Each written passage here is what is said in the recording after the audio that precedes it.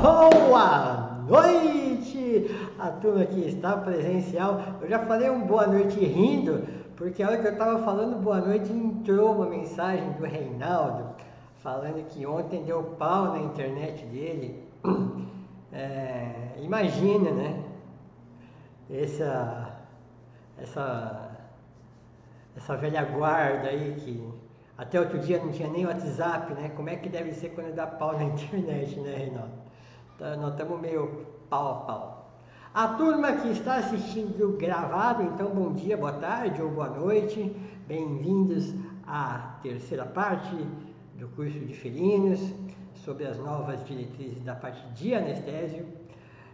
Hoje nós vamos ver, ou agora nós vamos ver, dependendo se você está assistindo gravado, manutenção anestésica, monitorização durante a anestesia, que a gente vai ter que juntar a mão, botar o joelho no chão, acender umas velas, porque o gato e o monitor parece que eles não se dão muito bem, né? Parece que o gato não passa a informação para o monitor e o monitor não consegue ler o gato. Vamos tentar passar uns macetes para que você consiga fazer o seu monitor ler o seu paciente gato, tá? Algumas complicaçõezinhas no perioperatório, quando dá pau e o que fazer quando dá pau, e finalmente a recuperação da anestesia do gato, que também quem anestesia gato sabe que o gato também não recupera, né? O cachorro em 4, 5 minutos está acordando, em 10 minutos está de pé e o gato 6 horas depois ainda está dormindo. Porque lá em Marte é assim. Bem-vindos à terceira parte do curso de felinos.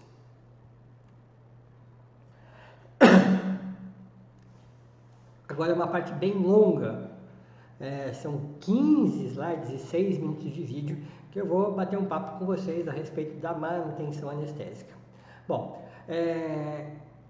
só um adendo, a turma que ontem se atrapalhou um pouquinho em relação às infusões contínuas, né? A Vanessa até falou que ia ter que assistir a parte 2 de novo, e eu pedi para o Bruno lá do site para ele trocar agora, mais para o final da tarde, até para deixar disponível para vocês reverem, se vocês quisessem, né? Porque o que acontece agora vai ser o seguinte, ele vai juntar as 3 partes ao vivo, né? E vai subir no Vimeo, que é o programa que a gente guarda os nossos cursos, para depois eles ficarem disponibilizados na plataforma de venda para quem vai comprar e para a turma que está assistindo ao vivo ter acesso, né? Então eu pedi para ficar até agora há pouco o vídeo lá, acho que a gente trocou ele agora tipo 4, 5 horas da tarde, para que vocês pudessem ver, e se aparecer mais alguma dúvida em relação à infusão contínua, vocês podem começar a me interromper e perguntar à vontade, tá bom? A gente vai respondendo nesse esqueminha aí mesmo, pode interromper a hora que vocês quiserem e a gente vai batendo papo. Quase como se fosse um curso ao vivo, né? A diferença do curso ao vivo, quem já fez curso ao vivo aí comigo, que tem uma turminha que já fez, sabe que é um pega para capar mais bruto, né? Que eu sempre pego 1 ou 2 para Cristo, levo lá para frente, a gente faz um monte de brincadeira, mas eu tento trazer isso aí para os cursos à distância. Bom, este aqui, vamos dizer que é o aparelho de anestesia mais simplesinho que tem, sem ventilação mecânica, sem nada. E você consegue anestesiar muito bem um gato com um aparelho bem simples desse. E então chega a primeira dúvida sobre taxa de infusão.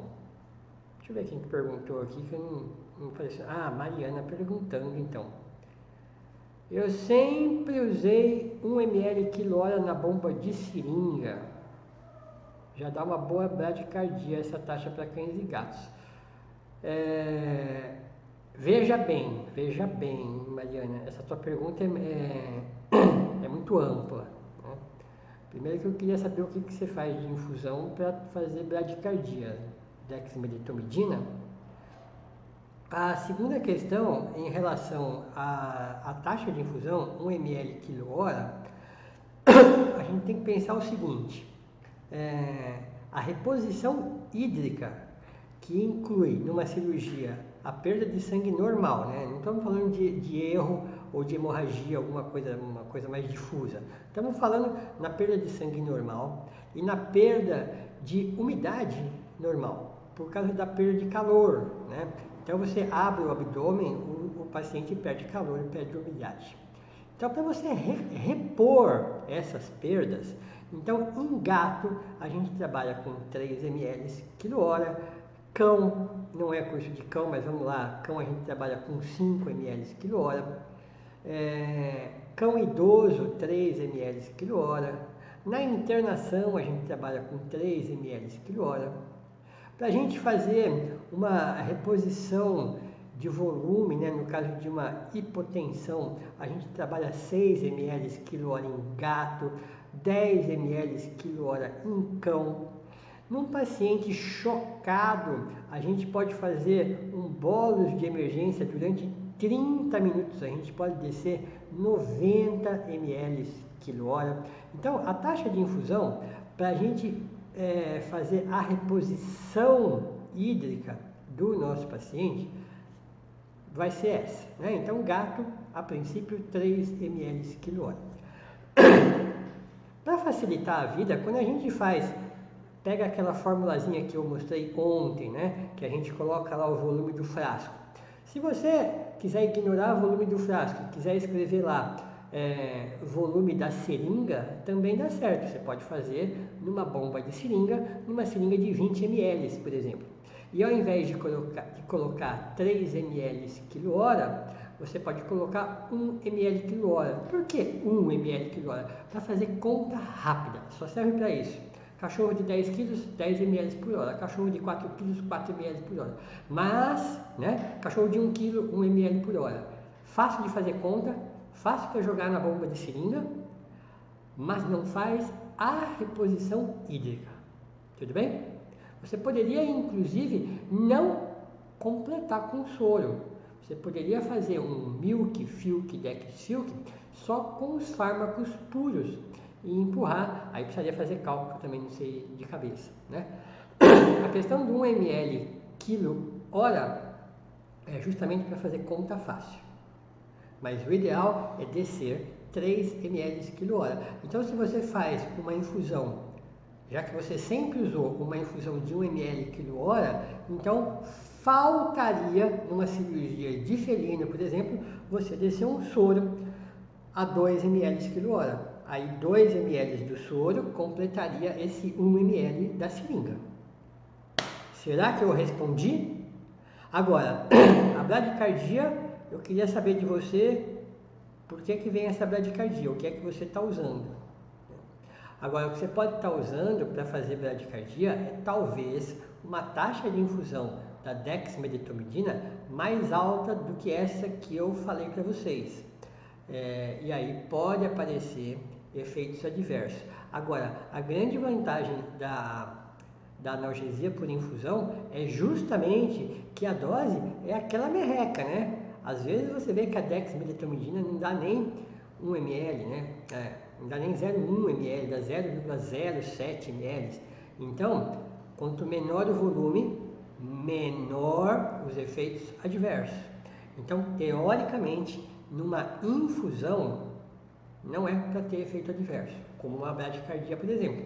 Eu vou te dizer que eu peguei, nesses últimos 2 anos que eu estou trabalhando com infusão de dexmedetomidina, naquele ritmo que eu já contei ontem para vocês, que é um ritmo razoável, né? Eu peguei 2 bloqueios atrioventriculares, que eu acredito que tenha sido causada pela infusão da dexmedetomidina, só, e nada mais. Bom, deixa eu mostrar esse aparelhinho para vocês, então, para vocês terem noção, em um aparelho simples, como é que você pode extrapolar isso aí para o aparelho de vocês, então, tá? Isso aqui é um aparelho, eu não sei como é que chama esse aparelho aqui, é a maletinha aqui, e é da Delta Life, né? Como é que chama essa maleta aqui, Bruno? Se você quiser, inclusive, dar o preço dela, é uma maleta bem legal. Eu tenho uma dessas com ventilação mecânica, mas essa aqui bem simplesinha, bem tranquila de usar. Então, como é que funciona o uso do aparelho de anestesia, então, para fazer a manutenção anestésica? Primeira coisa, sou eu tentar aqui, de qualquer jeito, 0,08 ml de dexmedetomidina na bomba.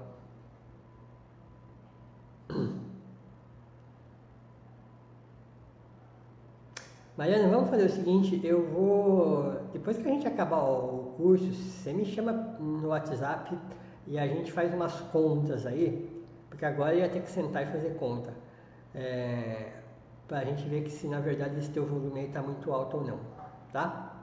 Depois, de preferência amanhã e não hoje 10 horas da noite. Aí você me manda, a gente faz umas continhas lá e chega a alguma conclusão, tá bom? Tô achando que tá alta essa tua dose, até por causa disso que tá fazendo o Brad. Mas vamos lá então. Agora que o meu mouse conseguiu entrar aqui na tela. Isso aqui, ó, é um fluxômetro. Aqui você libera a entrada de oxigênio no sistema. 0,2 litros por quilo por minuto. Quando você for utilizar um sistema ou um circuito sem reinalação de gases, o antigo sistema aberto. Você vai usar 0,01 ml por quilo num semi-fechado, tipo esse aí, ó, ou num sistema com reinalação parcial de gases, né? O nome é o mesmo, né? Só mudou. E você trabalha com 0,002 litros por quilo por minuto, no caso de você fazer um sistema fechado ou um circuito com reinalação total de gases. Então você vem aqui, você abre o fluxômetro aqui então e libera o oxigênio. Esse oxigênio ele vai passar aqui por trás, né? Tem uma mangueirinha aqui por trás, e ele vai entrar aqui no vaporizador. Aqui no vaporizador vai ter uma outra chavinha aqui que você vai liberar ou não a mistura do oxigênio. Se você deixar fechado, o oxigênio passa por aqui, entra aqui, sai aqui e não mistura. Se você abrir aqui, então o oxigênio daqui vem para cá, ele vem aqui para baixo, vaporiza, sobe e sai, né? Então ele pode sair só com oxigênio ou com oxigênio e isoflurano, por exemplo, certo? Daqui, é maldito esse mouse, né? Eu quero mostrar aí. Daqui então, ele vem para cá, que é a saída comum de gases, né? Essa mangueirinha, ela vai sair daqui e ela vai encaixar aqui, ó. Daqui ela vem pela traqueia, vai até o nosso paciente e volta pela essa outra traqueia aqui. Nesse momento, ó, aqui é uma válvula pop-off, do lado da borboleta aqui, ó. Essa válvula pop-off vai liberar um pouco da mistura para fora, né? O que está voltando, o que está indo para o nosso paciente? Só para a gente recordar, oxigênio ou oxigênio e isoflurano, certo? Chegou lá no nosso paciente. Mouse. Filho da mãe, vem, mouse. Aí. Chegou no nosso paciente, oxigênio e isoflurano. Aí ele volta com 5 coisas. Oxigênio, eu não vou parar de mexer o mouse, senão ele vai sumir, tá? Vai voltar aqui, oxigênio, isoflurano, gás carbônico, calor e umidade. Tudo vem aqui, uma partezinha sai para fora, acaba anestesiando a borboleta aqui, a outra parte vem aqui para baixo. Aqui no canister que vai ter a calçodada, as 5 coisas vão entrar aí na calçodada, 4 vão passar, vão vir para cá, ó. Quem vai ficar aqui é só o gás carbônico. Uma partezinha fica aqui no balão reservatório. Para que serve o balão reservatório? Numa emergência, se você precisar ventilar, tá? O resto vem para cá, sobe aqui, mistura com um pouquinho do novo que está vindo aqui e volta para o nosso paciente. O Bruno, da Delta Life, acabou de dizer que esse aparelhinho chama DL700, ele não tem ventilação mecânica, né? Você pode comprar ele à parte, ele é uma maleta para quem gosta de fazer serviço terceirizado de anestesiologia, é top de linha, top de linha, top de linha. Tá R$ 3.600 essa maleta.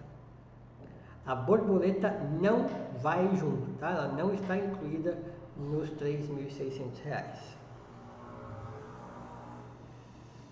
Então, você tem duas opções de fazer manutenção.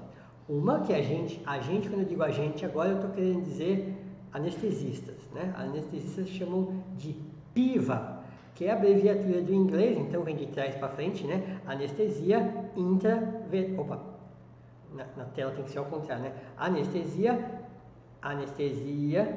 intravenosa parcial, PIVA.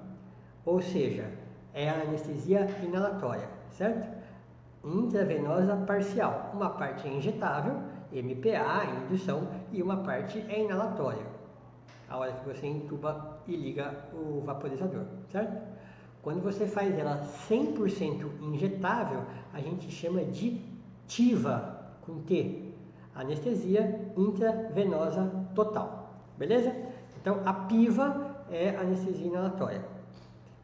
Eles são relativamente recentes, né? O isoflurano é de 65, o sevoflurano de 70. Tipo, eu já tinha nascido quando inventaram o sevoflurano.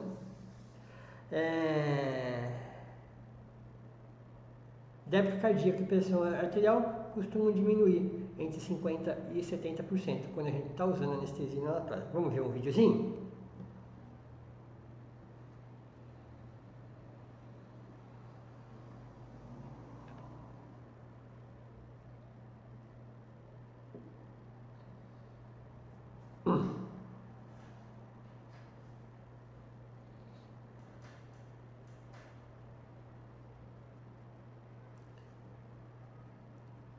Procedimentozinho padrão aí para a gente começar a brincar, né? Faz uma MPAzinha dissociativa, deixa o gato bem chapadão, né? Aí a gente consegue canular com uma certa facilidade.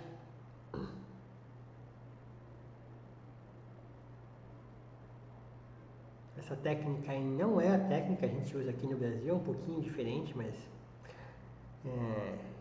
eu curto bastante esses vídeos aí que o pessoal faz, normalmente é Argentina, porque eles são bem explicativos, né? São melhores do que o que a gente encontra aqui no Brasil de vídeos de anestesia.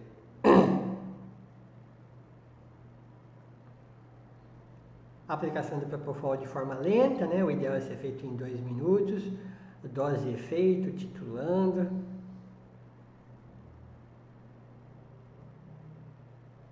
Tricotomia.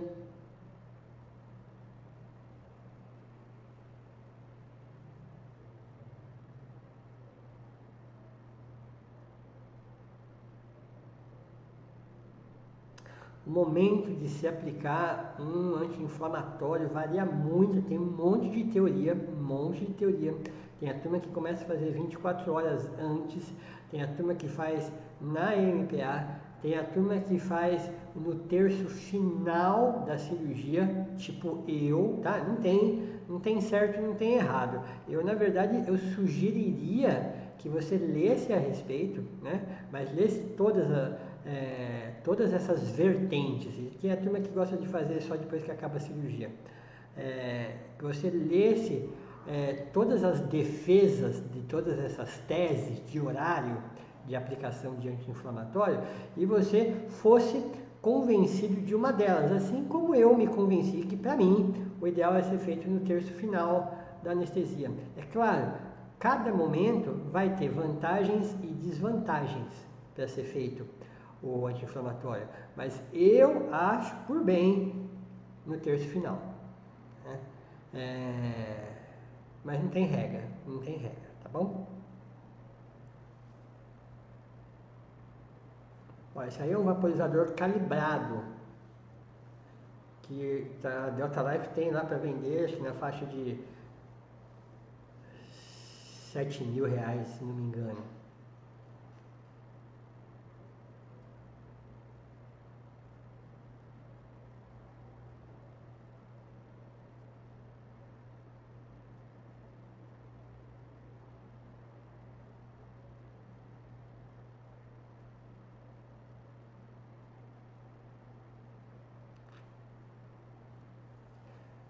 Olha aí, o vaporizador calibrado. O que ele tem de vantagem? Bom, vamos dizer o que ele tem de desvantagem.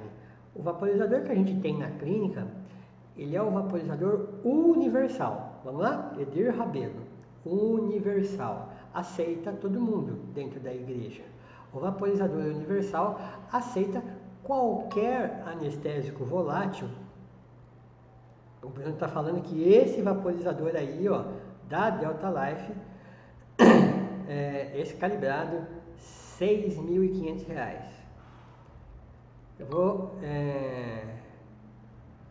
O Reinaldo está perguntando se o teu vaporizador é calibrado. Se o teu vaporizador, se estiver perguntando para mim, não é. O meu é universal. E eu já vou te dizer por quê.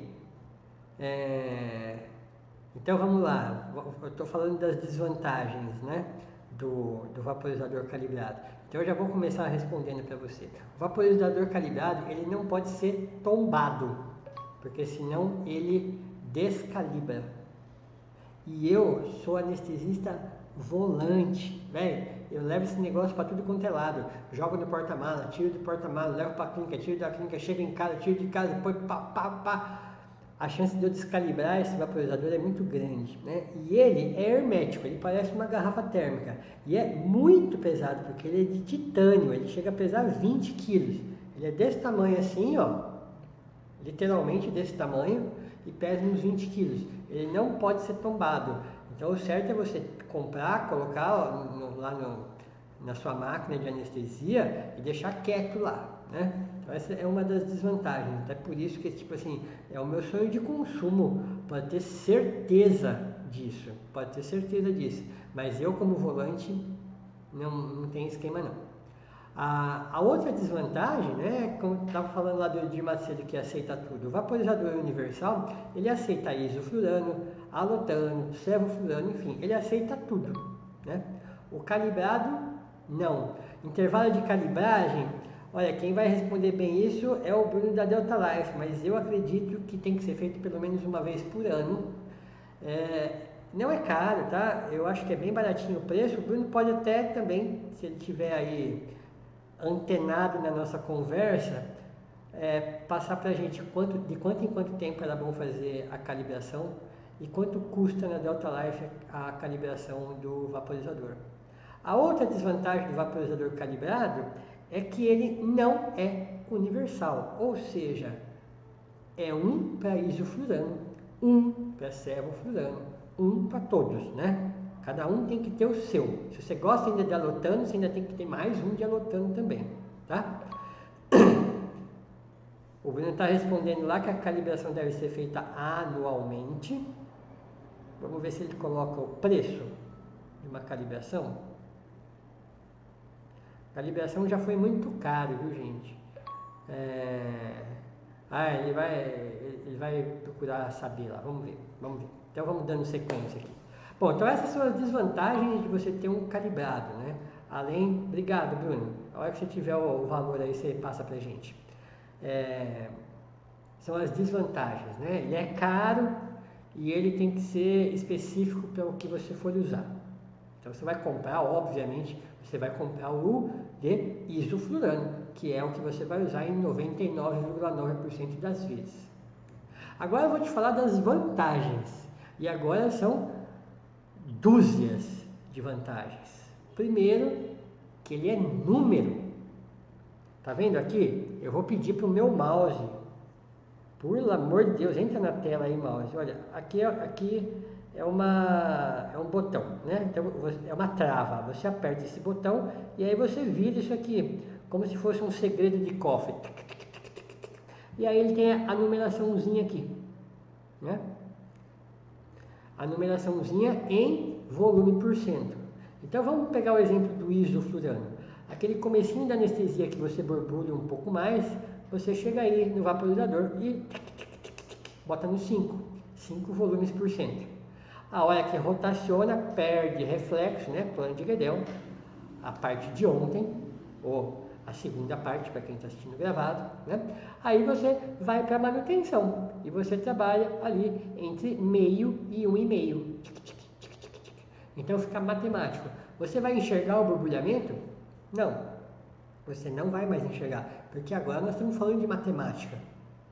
Mas não é mais difícil? Não, é muito mais fácil, porque o borbulhamento, sim, você não sabe quanto que você está jogando para dentro do seu paciente. É visual, né? É o que a gente chama de anestesia clínica, no puro olhômetro. R$600, valor da calibração. Normalmente é isso. Já foi até um pouquinho mais caro, porque normalmente o preço da calibração é o valor do vaporizador universal, que eu acho que hoje está R$800. Então é mais ou menos isso, você vai gastar R$600 por ano. Por quê? Você tem que calibrar, porque justamente você não enxerga o borbulhamento, você tem que confiar 100% no teu vaporizador. Agora, ele tem grandes vantagens. Vou falar mais uma. Temperatura. O isoflurano, por exemplo, ele começa a vaporizar sozinho a partir de 30 graus, 30 a 35 graus. Na teoria 35, mas na prática, com 25, 28 graus, se você abrir só o oxigênio e deixar o vaporizador fechado, experimenta sentir o cheiro. Você vai sentir cheiro de anestésico, mesmo com o vaporizador fechado. Por quê? Porque o isoflurano está vaporizando. O vaporizador calibrado, ele não sofre influência externa nenhuma, de temperatura, de umidade e de altitude. Quanto mais alto, menor é o volume que você tem que fazer de anestésico inalatório. E quanto mais a nível do mar, maior. Inversamente proporcional com o oxigênio. Na altitude, muito volume alto de oxigênio, volume baixo de anestésico. Aqui em Santos, aqui no Rio de Janeiro, inverte, né? É pouco oxigênio e muito borbulhamento. Agora, você com vaporizador calibrado, você anestesia do mesmo jeito na praia e do mesmo jeito lá em Campos do Jordão. Não tem interferência de nada, não tem vazamento de gás para o ambiente. Ele é muito seguro, ele é muito prático, ele é a Ferrari dos vaporizadores. Compensa, né?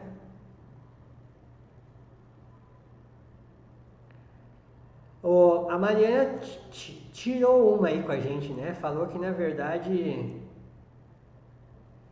ela precisa das bolinhas, né? Precisa nada. Olha só, imagina se eu te dou uma seringa sem os números. Pensa aí numa seringa desse tamanho. Você vai falar assim, mas essa seringa de quanto que é? De 20 ou é de 60? Não sei. Agora eu quero que você puxe 7 ml e meio. Pega aí. Como é que você faz? É assim que você está fazendo na anestesia, no olhômetro, né? Você e eu, e quase todo mundo. A gente não tem ideia de quanto a gente está jogando de anestesia lá para dentro. Agora, quando você tem o vaporizador calibrado, aí é como se eu te der uma seringa graduada. E eu falo, puxa 2 ml e meio, e você puxa, né? E eu estou te falando que você induz com 5 e mantém com meio, entre meio e 1,5. Então, pronto, extremamente seguro. Mais um detalhe, você sabe que se você aumentar o oxigênio, aumenta o borbulhamento junto, né? Aqui não. Uma coisa é uma coisa, outra coisa é outra coisa. Ele vai dar para o seu paciente meio volume por cento, independente do volume de oxigênio. Não tem nada que interfere, né? Então ele é bem mais legal, bem mais caro, mas anestesista volante não dá para usar.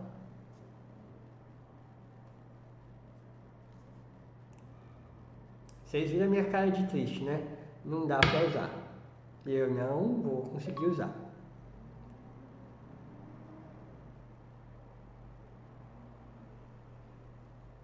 O Bruno ainda está salientando aí que ele vai de meio a 7%, a 7 volumes por cento, né? No vaporizador de isoflurano, até porque o sevoflurano, a indução é um pouquinho maior que isso. Mas o vaporizador da Delta Life é para isoflurano. Bom, agora você pode, ao invés de fazer anestesia inalatória, fazer anestesia 100% injetável. Então você induz o seu gato com o Propofol e depois, ao invés de você passar para o isoflurano, você continua injetando o Propofol de forma lenta, com a mesma com os mesmos princípios que a gente usou na parte 2, no caso da infusão de analgesia continuada, né? Então agora a gente vai fazer a infusão continuada de Propofol. Então uma dose pequena e constante de Propofol, né? Primeiro a gente vai fazer o bolus. É que eu tenho que fazer o desenho ao contrário para vocês verem. Primeiro você faz o bolus, põe na janela terapêutica e depois você faz uma dose de manutenção. Aí sim, você tem que usar uma bomba de seringa de preferência, né? Que é essa aqui, ó, a seringa está aqui dentro, tem aí no restinho de Propofol aqui, isso aqui é o extensor de catéter, né? Que vai até o paciente. Já foi um frasco de Propofol aqui, está vazio, tem o outro aqui que está quase cheio aqui, que a gente vai enchendo a seringa, né? E nesse caso aqui, olha, o cálculo que a gente fez era para descer 39, não é descer porque não é soro, né? Era para infundir 39,7 ml por hora. Vamos lá ver como é que funciona isso aí no gato.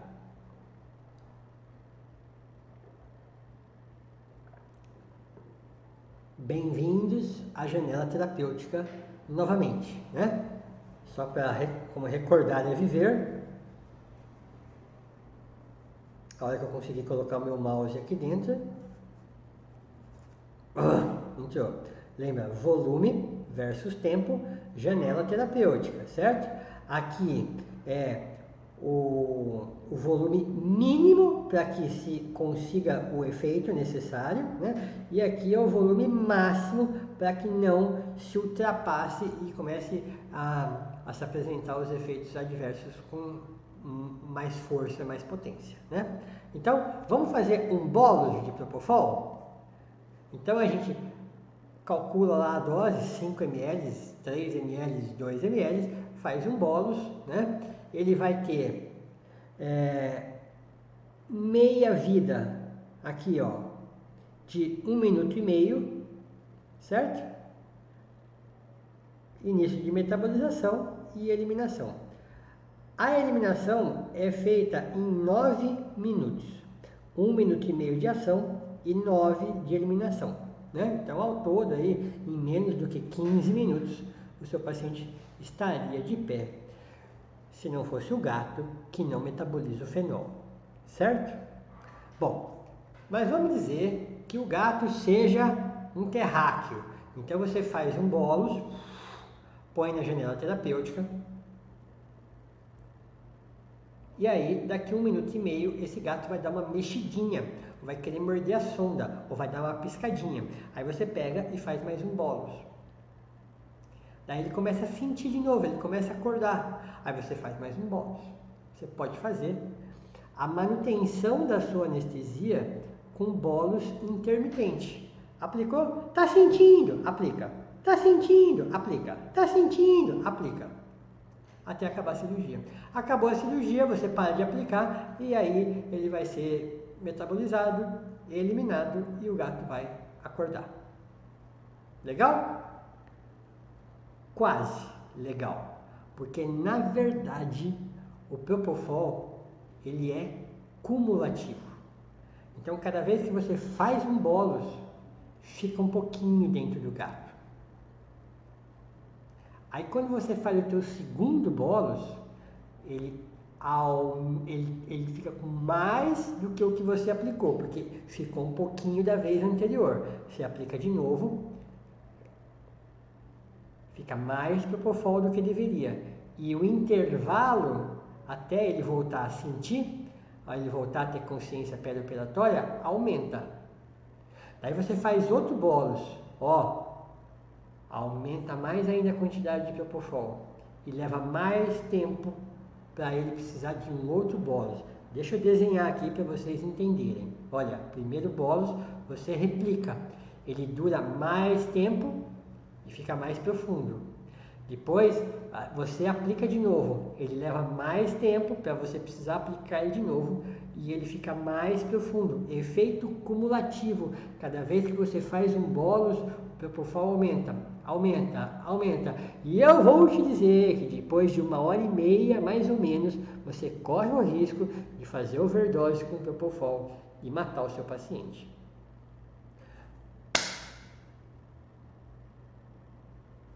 Verdade. Até por isso que chegou a infusão contínua.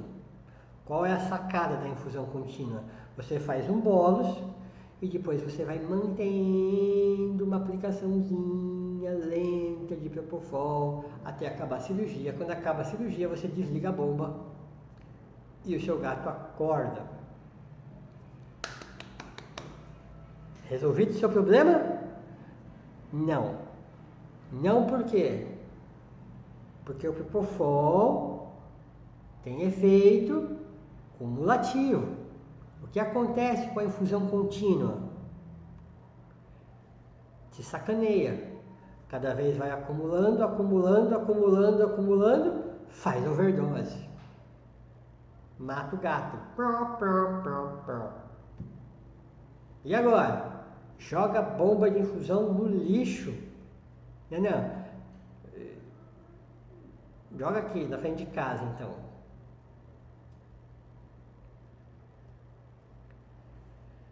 Então agora, finalmente eu vou ensinar para vocês como é que você tem que fazer uma infusão em gato.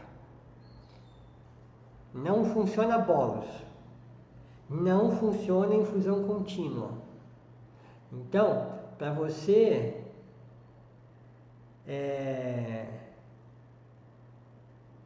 agora deu uma quedazinha na minha internet, então se agora por alguns segundos eu fiquei embaçado aí, a culpa foi minha, mas agora eu já tô lá no pico de novo.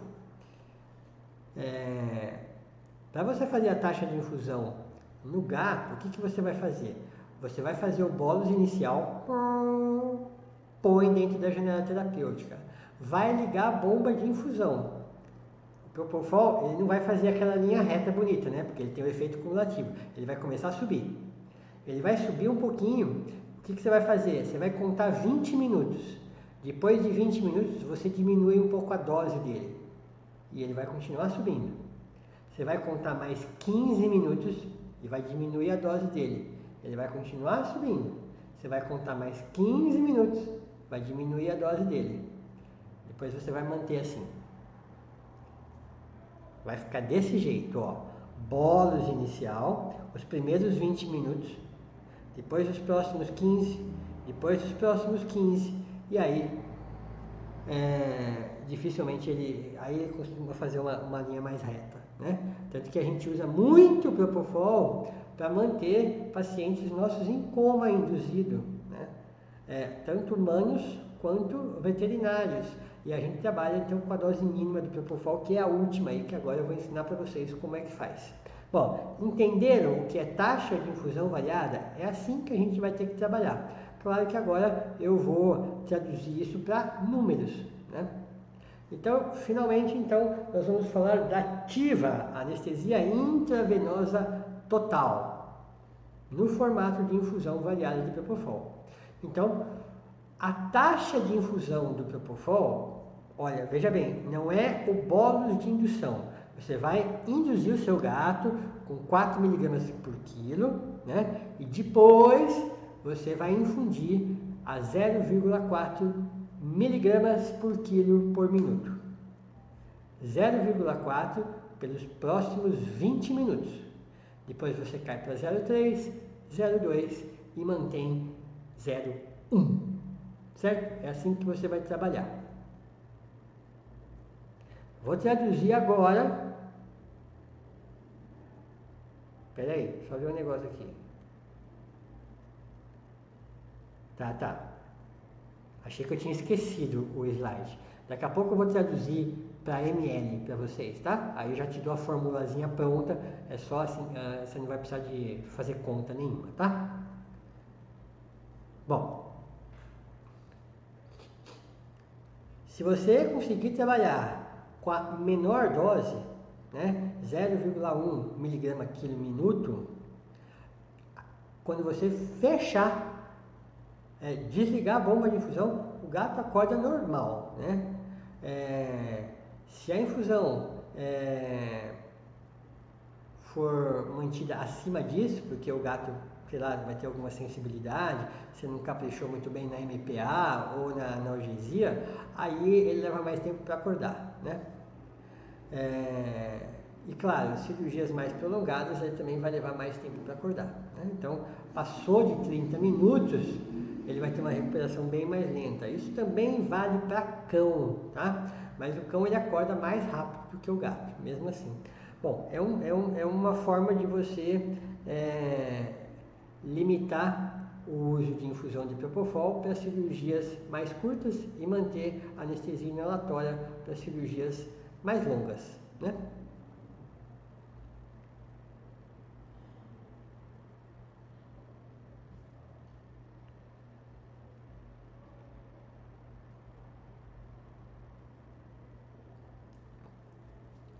Você vê que aqui na América do Sul o Ketapum é amplamente utilizado, né? Eles usam uma dose um pouquinho mais baixa. Eu costumo fazer também o Ketapum em gatos muito agressivos, né? Eu faço metade da dose cheia. Eles ficam bem tranquilos mesmo, muitas vezes com decúbito lateral já o suficiente para eu canular a veia. E acabar de induzir na Propofol, justamente até para fazer a rotação e eu conseguir a rotação de globo, né? O que justificaria eu ter colocado meu paciente em plano anestésico com inconsciência, né?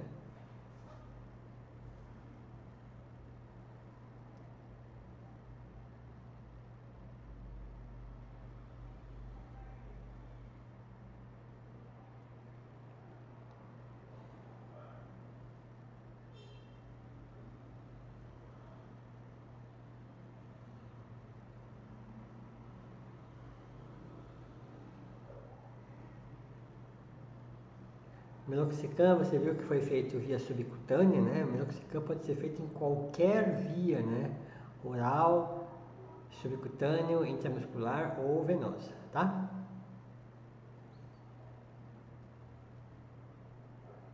Você pode estar reparando também que o volume de Propofol parece que é muito maior do que o que deveria ser, né? Mas o que a gente costuma fazer com o Propofol, até porque a aplicação tem que ser feita em 2 minutos, às vezes o volume é tão pequenininho que a gente acaba pegando uma seringa grande, completa com soro, para fazer um volume que a gente consiga fazer em 2 minutos. Então, na verdade, esse volume depende do peso do seu dedão. Se o seu dedão é pesado, faz numa seringona. Se o seu dedão é leve, você pode fazer numa seringa de 3 ou até numa seringa de insulina, desde que você faça titulado em 2 minutos. Aí, Mariana, entubando sem laringo, mas com certeza levando infecção para o pulmão. Tracionando muito a língua também, né? Que é uma outra coisa que a gente precisa fazer quando a gente não usa laringo. Só que quando você traciona a língua, pasmem, você estimula o parasimpático, ou seja, você força o organismo a criar uma bradicardia totalmente desnecessária, né? Se qualquer puxada de língua vai fazer bradicardia? Não, né? Teoricamente, a bradicardia vai aparecer a partir de 2 minutos. De 2 minutos de tração de língua, de 2 minutos de compressão de globo ocular, né? Mas pode ser que apareça antes, né? Então é bom que a gente nem encoste a mão na língua, deixa ela solta do lado, né? E aí você vem com a língua, abaixa a língua e intuba sem grandes problemas. Opa, deixa eu ver aqui. Tá. Bom, então agora eu vou traduzir para ml o que você tem que fazer com o Propofol, tá bom? Então você vai fazer o seu bolo de indução, fez lá. Vamos pensar num gato de 3 quilos. Vamos pegar um gato de 2 quilos, vai, para fazer conta fácil, tabuada de 2. Então um gato de 2 quilos você induz com 1 ml de Propofol. Rotacionou, intubou. Vamos aguardar ele ter algum reflexo. Lembra, a gente nunca sabe direito quanto tempo leva para o gato conseguir metabolizar o fenol, né? Vamos pensar que daqui 6, 7 minutos ele começou a dar uma piscadinha, ou no momento da incisão ele deu uma mexidinha. Então agora é hora de ligar a bomba. Você vai programar a bomba a 2,4 ml kH. Então se o gato tem 2 kg, você vai programar a bomba para 4,8 ml por hora e dá o start. Ele vai empurrar 4,8 ml nesse gato de 2 kg por hora. Mas o que você vai fazer? Você vai ficar de olho no seu relógio, porque daqui 20 minutos você vai parar a bomba e você vai passar para a segunda dose, uma dose mais baixa, 1,8 ml kH. 1,8 vezes 2, 3,6 ml por hora. Start. Daqui 15 minutos você para a bomba, passa para 1,2 ml kH. E aí finalmente você mantém ele a 0,6 ml kH. Se você fizer uma MPA pesada, tipo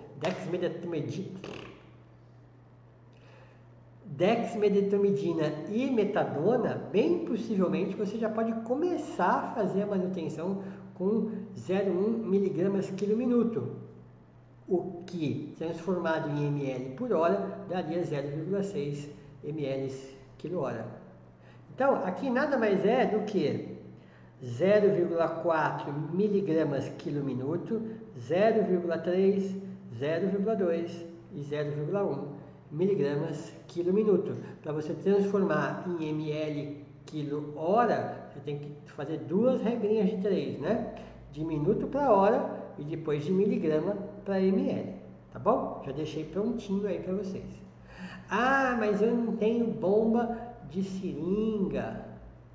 Então, eu só tenho bomba de equipo. Então, você pode fazer o seguinte. Ah, eu não tenho nem bomba de equipo, eu sou pobre. Pobre. Dividi o curso em 36 vezes. Peguei 2 cartões da minha tia e um da minha avó. Ah, meu Deus, você é tão pobre. Mas você consegue comprar aquele negocinho de conta-gota da Delta Life, então, de 100 O Bruno foi mais barato aí, é R$150, ele fez acho que por 130, né? 120, 130, não sei. Compra esse negócio pelo menos. Então aí você vai fazer o seguinte, pega um frasquinho de soro, joga o soro no lixo. Ah, tudo bem que você é muito pobre, mas o soro custa só R$3, tá? Joga o soro no lixo, mas não o frasco. Aí você pega 2 ampolas de Propofol e injeta lá dentro.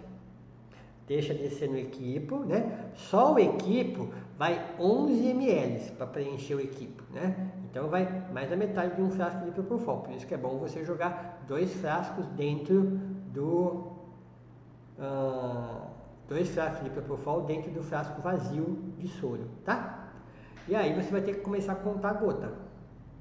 0,8 gota por quilo por minuto. O médio fluxo da Delta Life, ele conta a gota, mas ele também faz a transformação. Ele pode também trabalhar em ml por hora, ele consegue fazer isso, tá? A dose é muito baixa, né? Olha lá embaixo, 0,2 gota por quilo por minuto, como é que você vai dividir a gota em 5 partes? Não tem jeito, né? Então, quando não tem jeito, o que você faz? Aí você pega o Propofol e dilui ele num frasco de soro. Aí tem bastante volume. Aí você começa lá, ó, com 12 ml quilo-hora ou 4 gotas quilo-minuto. Você vai pegar um frasquinho de soro glicosado de 100 ml e você vai injetar lá dentro 20 ml de Propofol. E aí você desce nessa tabelinha aí, 12 ml quilo-hora nos primeiros 20 minutos, ou 4 gotas quilo-minuto, e aí você cai para 9, para 6 e para 3, ou para 4, para 3, para 2 e para 1. Lembra? É o mesmo valor, 0,4 miligramas quilo-minuto. Agora você vai me perguntar, por que tem que ser glicosado? Porque o Propofol ele precipita. O Propofol ele é sempre branco, é diferente de uma penicilina, por exemplo, que fica branco embaixo e água em cima. O Propofol ele é sempre branco, mas o Propofol está embaixo. Então você tem que agitar o Propofol antes de aplicar. Fechou? Agora, quando você injeta o Propofol num frasco de soro com o soro, fica tudo branco. Só que no começo da cirurgia, como ele vai precipitar, ele vai estar muito concentrado no gotejamento. E no final, praticamente não vai ter Propofol, né? Agora, o soro glicosado, ele mantém o Propofol homogeneizado. Então, aí não tem muita alteração. Um pouquinho de alteração vai ter, mas não tem muita alteração do começo ao fim do frasco. Tá bom? Agora, a Mariana, por exemplo, que já tem a bomba de infusão, de seringa, é só ela pegar uma seringa de 20, completa a seringa de 20, põe na bomba de infusão e programa ela lá, 2,4 ml quilo-hora.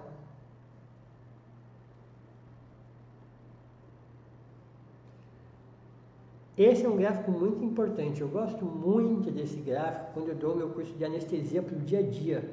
Na verdade, quando eu dou meu curso de anestesia para o dia a dia, esse aí é o meu primeiro gráfico, a gente fica muito tempo nele, porque ele mostra o momento que o nosso paciente morre, o momento que mais comumente o nosso paciente morre. Então, olha, repare ali, a coluna amarela é cão, a coluna azul é gato, né? Então, eles fizeram um estudo onde todos os pacientes que morrem, eles questionavam que horário que morreu. Morreu na MPA, na indução, na manutenção ou no pós-operatório. E aí eles criaram um gráfico mostrando qual é o momento mais perigoso, né? E o gato, a gente está vendo ali, ó, que 1/3 dele, né, 30% dos gatos, eles vão morrer durante a cirurgia, mas 37% dos gatos vão morrer nas primeiras 3 horas depois que acabou a cirurgia. Principalmente por obstrução de via aérea. Então, primeira coisa, não libera o gato. Já estou te mostrando que morre gato pra caramba no pós-operatório. Ele pode ser no pós-operatório imediato. Acabou a cirurgia, estubou, está na mesa ainda e pumba, parada cardiorrespiratória. Agora, ele pode morrer na casa do tutor, né? Daqui 2 horas. Até daqui 3 horas tem uma chance grande dele morrer, né? Dos 100% dos gatos que morrem, 37% deles vão morrer depois que acabou a cirurgia, nas primeiras 3 horas. Então, segura o gato na clínica pelas próximas 3 horas, porque se você vê alguma obstrução, dificuldade respiratória, qualquer alteração de mucosa, de TPC, gente, está na clínica, você está ali, de 5 em 5 minutos, de 10 em 10 minutos, alguém vai lá e dá uma olhada no gato, não precisa ser necessariamente você, mas ele está ali, né? É diferente dele estar na casa do dono, o dono chega, ele vai para dentro do armário, se enrola lá no cantinho, o dono só vai ver à noite e ele já vai estar duro. Vamos falar de monitoramento? Monitorização? Isso é um monitor. E eu vou te dizer o seguinte, se você estiver olhando para o lado esquerdo e estiver vendo um monte de rabisco, estiver olhando para o lado direito e estiver vendo um monte de número, eu vou te dizer que você não entende nada de monitor. Enquanto você estiver vendo rabisco de um lado e número do outro, você não está entendendo absolutamente nada. Se você bater o olho aí e me falar, nossa, esse gato tá jóia. Não, puta merda. Esse gato não tá bom não. Aí você tá entendendo de monitor. Você tem que bater o olho aí e ver o seu paciente. Não é fácil.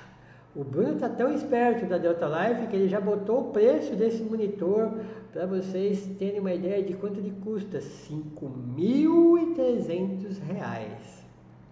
Olha só. Mas esse não é o preço dele, né? O preço dele no site está quanto? Só para eu dar uma incitada. Esse pessoal está aqui assistindo o meu curso. Eu vou dando preço, e vocês vão deixando tudo para lá, né? Daí amanhã, quando vocês entrarem no site da Delta Life, não vai mais ser 5.300. 5.300 é só durante o curso. Essa é a parceria. Aproveita. Todos esses preços que a gente está passando para vocês aí são preços para alunos da UNA. Isso também vale para o pessoal que faz curso presencial. A gente faz altas barganhas durante o curso presencial. Dá para você ir embora com o equipamento completo, porque a gente faz esse preço cair, viu? Então é mais ou menos isso. Olha, se você olha ali, bate o olho rapidinho, pressão arterial 112/87, para mim estaria ótimo, né? Mas uma saturação de 74. Gente, o mínimo de saturação é 85. Esse gato, ele precisa urgentemente ser ventilado, né? Ele não está bem. Inclusive, ele já está com uma frequência cardíaca de 240, que eu já acho que pode ser uma frequência cardíaca compensatória, mesmo estando com pressão arterial normalizada. Outra coisa, extremamente hipotérmico, né? Então, assim, é um gato que, se você bate o olho nesse monitor e você entende de monitor, esse gato vai morrer se você não fizer alguma coisa. E o legal do monitor é essa sacada do monitor. Ele fala para você, o gato tá péssimo, ele vai morrer, né? Evidentemente que essa temperatura de 16,8 não é real, né? Possivelmente esse termômetro foi esquecido, não foi introduzido no paciente, está a temperatura ambiente, né? Possivelmente esse ar-condicionado está torado lá no 18 ou no 16, e está com uma temperatura do centro cirúrgico de 16,8, que é péssimo também, né? Vai fazer vasoconstrição periférica, até por isso que o índice de perfusão está em 0,4, possivelmente já está fazendo vasoconstrição periférica esse paciente. Então não tá legal, né? E é assim, quando você bate o olho, você consegue ver um conjunto de informação, aí você está falando monitoreis. E aí o monitor, ele consegue te adiantar que o seu gato, que você vai perder esse gato com 5 minutos de antecedência. Ou seja, é muito fácil você não perder o gato se eu te falar 5 minutos antes, assim, vai doutor, vai doutora, mexe aqui, faz ali, senão o gato vai morrer. Aí você faz, e aí não morre. O monitor não é para ficar fazendo pi, só para você saber que está vivo não, né? O monitor fala com você.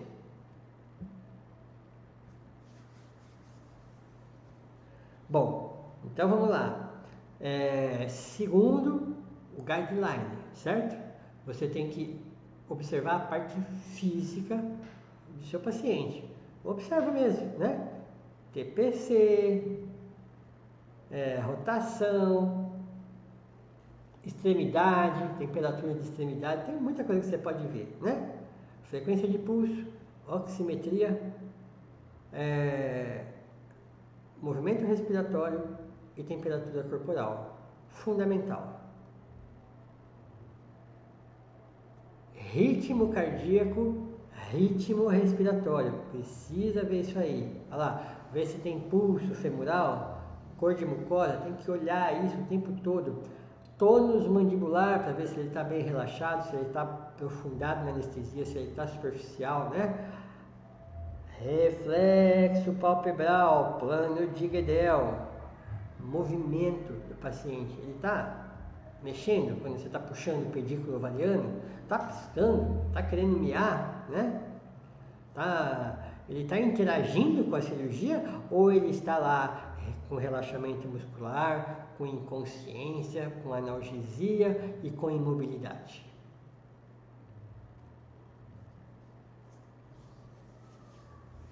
Joguei aí para vocês um monte de fármacos de emergência. A começar pela adrenalina. A adrenalina você precisa decorar. Olha, a concentração da adrenalina é sempre 1 mg por ml. Sempre. Decora a dose da adrenalina em ml já, para na hora da emergência você não ter que correr atrás de aplicativo, de Google ou de mandar o WhatsApp para mim. Na emergência você tem que saber, né? Então, se você já sabe o monitoreis, você já sabe que o seu paciente vai ter uma parada cardiorrespiratória, então você começa com 0,01 ml por quilo de adrenalina. Mas caso você já pegue o seu paciente parado, né, você trabalha 0,2 ml por quilo. Dose de adrenalina, lidocaína, tá tudo aí. Olha, todos os antagonistas estão aí para você. Se você está vendo que, por exemplo, está fazendo um BAV por causa da dexmedetomidina, pega o adipamezole e reverte a dexmedetomidina. Fechou?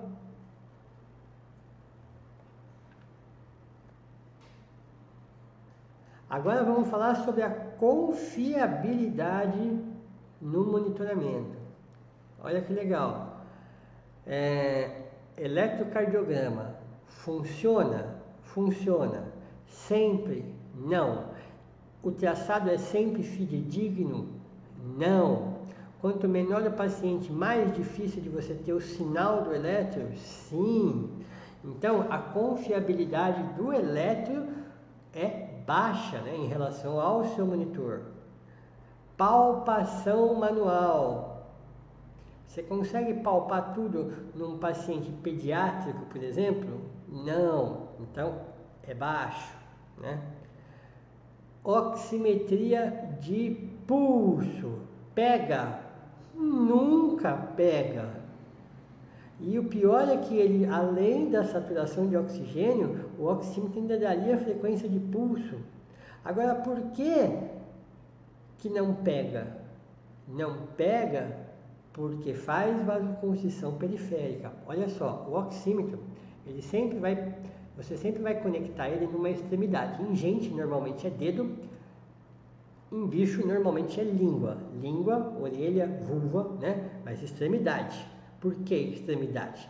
Porque ele quer saber justamente se o oxigênio que foi colocado na corrente sanguínea depois da troca gasosa na respiração, se esse oxigênio aqui, ó, tá indo, que saiu do pulmão, né? Saiu do pulmão, ventrículo esquerdo, corpo, com oxigênio. Vai até o dedão do pé. Chegou o oxigênio lá? Uhul, legal. Isso que é o oxímetro, né? Ele vai medir as hemácias que estão carregando dentro dela as moléculas de oxigênio. Se a hemácia chegar lá no dedão do pé sem oxigênio, a saturação está baixa. Se chegar com oxigênio, a saturação está alta. Beleza? Agora, se o ar-condicionado está gelado, o teu gato está deitado numa mesa de inox gelada, e você está operando ele gelado, ele vai fazer vasoconstrição periférica. Vasoconstrição periférica para de chegar sangue na extremidade. Se não tem sangue na extremidade, como é que o oxímetro vai ler a hemácia se a hemácia não está chegando? Por isso que a gente perde muito o oxímetro. O monitor da Delta Life, esse aí de R$ 5.300, esse mesmo, ele vem com um índice de perfusão. É uma nota que ele dá para você saber se é uma nota de 0 a 10. Se esse lugar está legal para pegar oxímetro. Se tiver uma nota muito baixa, abaixo de 3, normalmente não pega oxímetro, você passa para cá. Ah, deu 1.2, legal, vai para a língua. Ah, 4 ponto qualquer coisa, legal, funcionou. Ah, não está pegando em lugar nenhum, então o que você faz? Você pega a língua, por exemplo. A língua do gato não, né? A língua do cachorro você pode fazer assim. A língua do gato você vem e ó, dá uma esquentadinha na língua do gato. Ó, eu estou fazendo isso no meu dedo e o meu dedo já está esquentando. Aí a língua fica quente. A língua fica quente, volta a ter circulação. Volta a ter circulação, volta a ter sangue. Volta a ter sangue, o oxímetro consegue medir. Ó. Ah, o oxímetro nunca funciona. É porque você não sabe, né? Agora você sabe. Agora você sabe. Agora o seu oxímetro vai funcionar sempre, igual o meu sempre funciona. E estetoscópio, é legal? É legal. Mas e o campo cirúrgico? E de repente cirurgia de glândula mamária, né? Então nem sempre você consegue usar ele. E o Doppler? Ah, o Doppler já é mais legal, né? O Doppler você já consegue auscultar, né? Ritmo e pulso. Agora, o melhor de todos, veja como é, veja como são as coisas, né? Muita tecnologia, mas nada substitui o humano que está anestesiando. Estetoscópio esofágico, não tem nada melhor.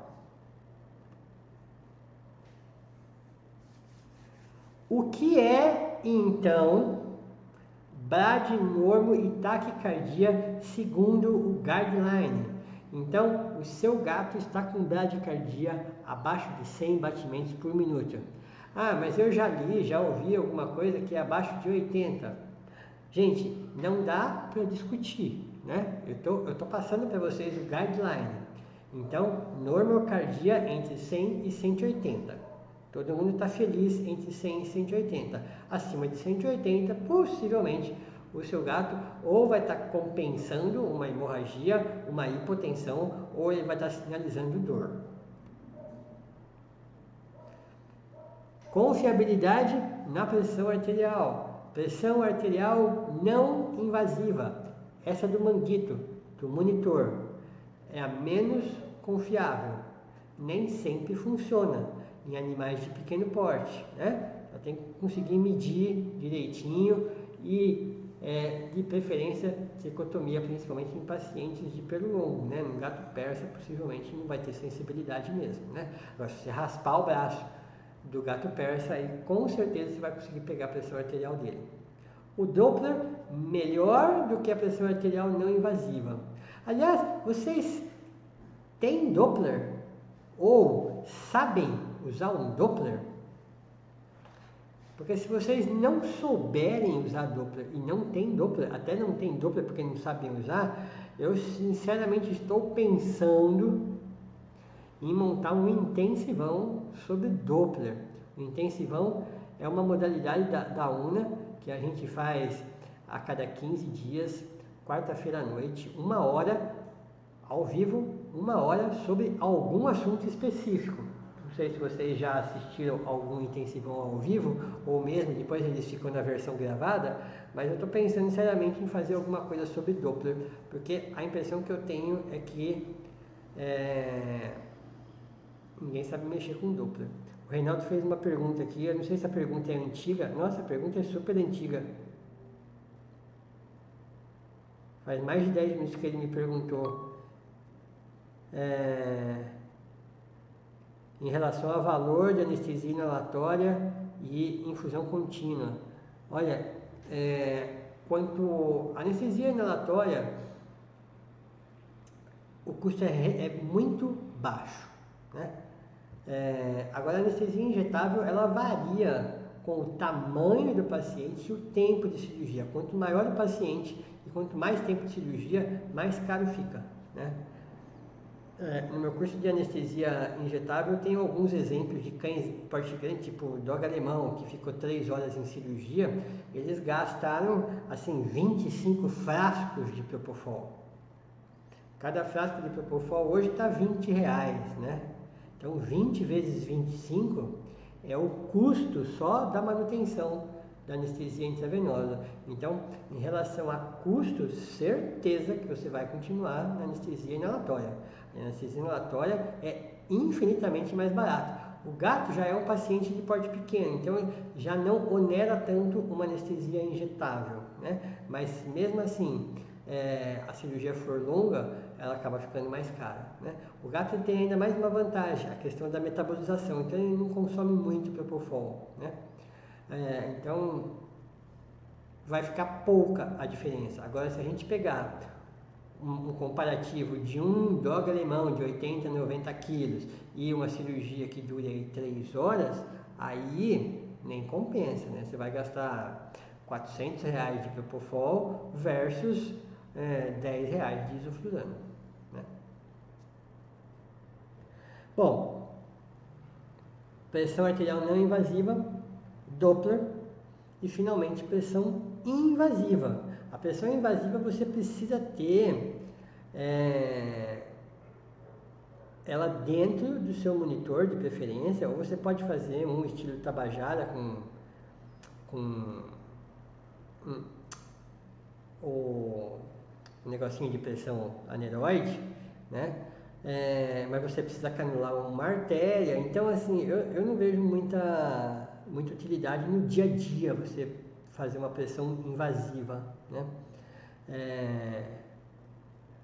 Mas ela é a mais confiável de todas, mas dá um baita de um trabalho você canular uma artéria e montar todo o ciclo para você pegar a pressão invasiva.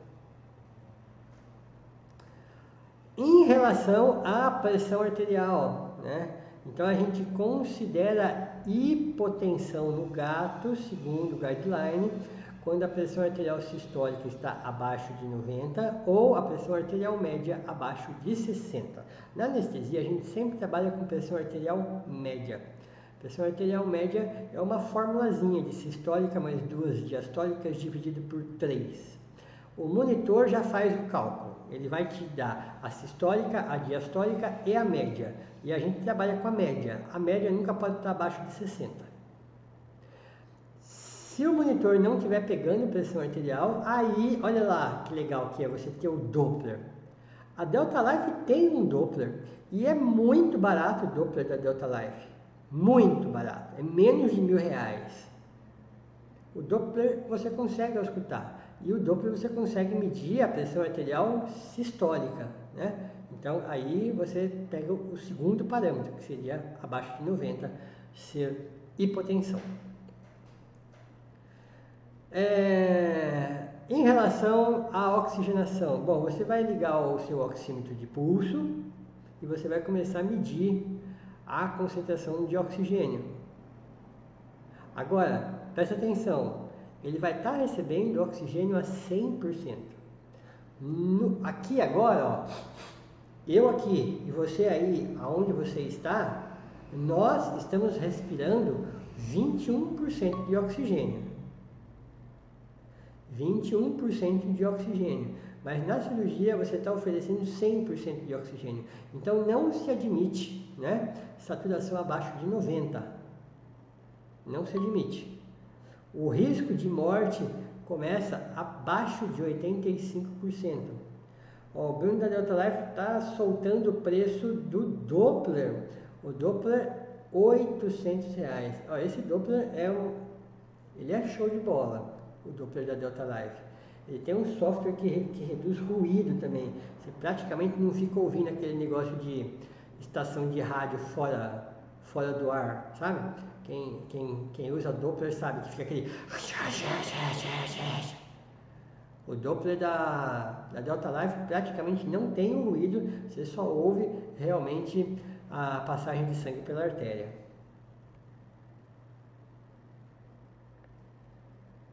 Em relação à parte respiratória, o que a gente consegue confiar? A gente consegue confiar na gasometria. Gasometria, você precisa ter um aparelho e você também precisa coletar sangue arterial. Então, o custo do exame, se você tiver o aparelho portátil, o custo dele é no mínimo R$50, né? Se você tiver aquele aparelho de bancada, aí o custo fica bem reduzido, aí é coisa de menos de R$10. Então é praticamente inviável, né? Agora, você pode ter um capnógrafo. O capnógrafo ele vai medir várias coisas, ele vai medir frequência respiratória, concentração de gás carbônico no final da respiração, inclusive essa concentração que estiver passando de 45 milímetros de mercúrio é o ponto de corte para você sair da respiração espontânea e partir para a ventilação mecânica, né? Ele vai te falar se o seu paciente está reinalando o gás carbônico que ele acabou de respirar. Então é top de linha, né? Capnógrafo é top de linha e o capnógrafo ele não é tão caro quanto um aparelho de gasometria, pelo contrário, né? Capnógrafo na faixa de 5, 6 mil reais e você tem uma boa confiabilidade na manutenção do sistema respiratório, o que você já não tem com o oxímetro, né? Porque nem sempre o oxímetro funciona e o oxímetro não mede a respiração, ele mede se o oxigênio da respiração está chegando no dedão do pé, mas se ele fizer uma apneia, por exemplo, quem vai detectar é o capnógrafo. Olha como é difícil a gente ver um gato respirar. Esse gato ele não está anestesiado não, tá? Esse gato, na verdade esse gato é o meu gato. Quando eu estava montando o curso, ele deitou do meu lado e eu peguei e filmei. Porque é importante a gente ver o gato respirar mesmo, né? É muito sutil. Muitas vezes a gente só vê o pelo. A gente tem que prestar muita atenção no balão, né? Colocar um balão pequeno de meio litro e você vê que o movimento é muito sutil. Presta atenção nisso, principalmente se você quiser ventilar esse gato. Muitas vezes a gente quer expandir o tórax dele absurdamente quando a gente está ventilando, né? Mas o gato, certo, o gato respirar é desse jeito, quase que imperceptível. Bom, então você liga o seu capnógrafo. Ah, eu não tenho capnógrafo. Olha, hoje eu estava fazendo uma anestesia e apareceu um veterinário lá que ele é meu aluno de cursos online. E a gente estava comentando, ele estava acompanhando essa anestesia que eu estava fazendo e a gente estava batendo um papo sobre capnógrafo, né? Daí eu comentei com ele assim, o capnógrafo é assim, enquanto você não tem, você não sente falta. Mas na hora que você começa a ter os dados da capnografia, você não consegue mais viver sem, né? E aí, ele que é molecão ainda e acabou de comprar um aparelho de anestesia completo, o aparelho já veio com capnógrafo. E aí ele comentou, ele falou assim, então, eu não sou da época que não tinha capnógrafo, porque para mim desde sempre tinha capnógrafo. Daí eu falei, então vem aqui olhar no meu monitor o que o capnógrafo fala pra gente, porque o capnógrafo ele dá 4 parâmetros além da curva. E aí quando eu fui explicar, ele falou assim, eu nunca tinha percebido que ele dava 4 parâmetros, né? Então nessa hora o que a gente percebe? Que o cara ainda não aprendeu a falar o monitorês, né? Ele está com uma Ferrari, mas ele ainda usa ela como se fosse um Fusca, né? Não passa dos 80 na Ferrari. Então, o capnógrafo ele é muito importante, muito importante. A gente vai trabalhar então considerando hipercapnia acima de 60, né? O ideal é ele estar entre 35 e 45, né? Então abaixo de 20 a gente já considera hipocapnia e a fração de gás carbônico que ele pode reinalar, a gente aceita até 5 em gato. até 8 então, mas de preferência que a gente trabalhe com 0. Uma fração de CO2 inspirada de 5, bem possivelmente vai significar duas coisas. Ou o teu fluxo de oxigênio está muito baixo, você tem que oferecer mais oxigênio, porque ele tá expirando e reinalando o que ele expirou, né? Você tem que aumentar o fluxo de oxigênio para esse oxigênio varrer o gás carbônico do circuito do aparelho de anestesia. Ou sua calça soldada está vencida e não está segurando o gás carbônico e esse gás carbônico está voltando para o seu paciente. Complicações?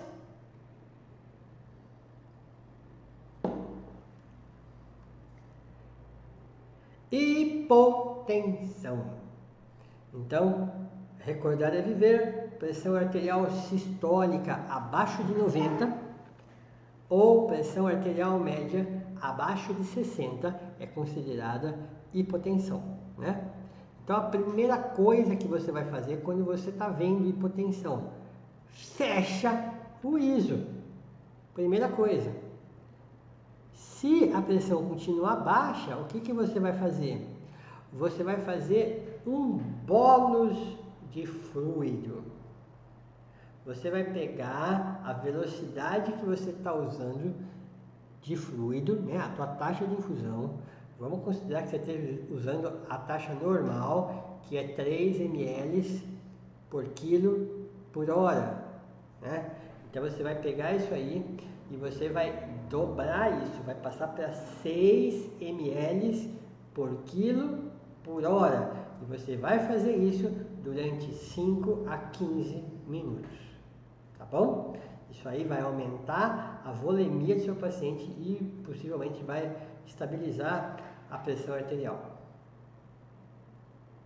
Agora, se o seu paciente for cardiopata ou se for insuficiente renal, aí você não pode trabalhar com aumento de fluido. Aí você vai ter que usar inotrópicos, certo? E aí você tem 3 opções para trabalhar. Dopamina, que por um acaso é o que eu mais gosto, 5 microgramas quilo minuto. Você pode usar a dobutamina, que é o que a maioria dos anestesistas gostam, de 1 a 5 microgramas por quilo por minuto, ou a efedrina, 0,03 a 0,2 miligramas por quilo, em dose única. Hipotermia. A hipotermia, eu vou falar uma coisa para você.